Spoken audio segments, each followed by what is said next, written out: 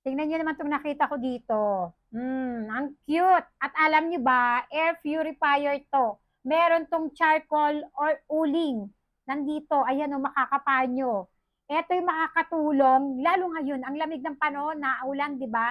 Yan yung pinagmumulan minsan ng mga molds o yung amag sa mga pader natin, sa sasakyan natin, at nagkokos yun na minsan ng baho ng bahay natin at kuminsan ngayon nga bacteria siya, di ba? Fungi, parang ganoon. So, ako kalimitan, talaga naglalagay ako ng uling. Yes, kung napanood yung mga video ko, gumagawa ako ng uling, di ba?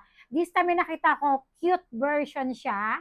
Puting siya na natutulog lang at the same time tumutulong sa bahay at sa sakyan nyo para sa mga amoy-amoy.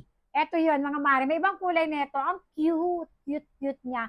Meron ding aso nito kung mas mahilig kayo sa aso. Ako eto kasi ang cute niya. At saka sabi, swerte daw yung ganitong kulay ng pusa. Kaya ito yung kinuha ko. Sobrang cute mga mare. Kaya wag nyo na hayaan bumaho pa yung sasakyan nyo at yung bahay nyo. Nako, ito caring-caring ng budget natin.